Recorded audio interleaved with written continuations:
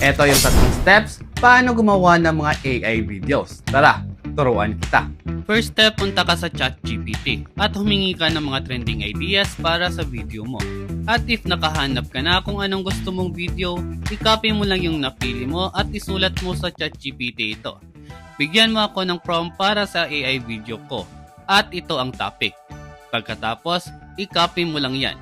Second step, punta ka sa Google at i-search mo ang flow. Pagkatapos ay mag-login ka muna. Then i-click mo ang Create with Flow.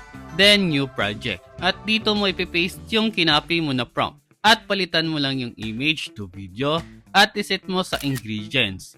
Next, portrait ba or landscape? At 1x lang muna. Pagkatapos ma-generate yung AI video mo, i-download mo lang. Third step, punta ka sa CapCut. At dito mo na i-edit yung AI video mo para mas gumanda. Lagyan mo ng effects, background music at subtitle para mas gumanda. At pagkatapos, i-export mo na. At ito na yung video na na-create natin. Isipin mo, isang Pilipinas na hindi kailanman nasakop. Walang kolonyal na impluensya. At ganyan lang kadali gumawa ng AI videos gamit ang cellphone mo. For more videos like this ay i-follow mo na ako.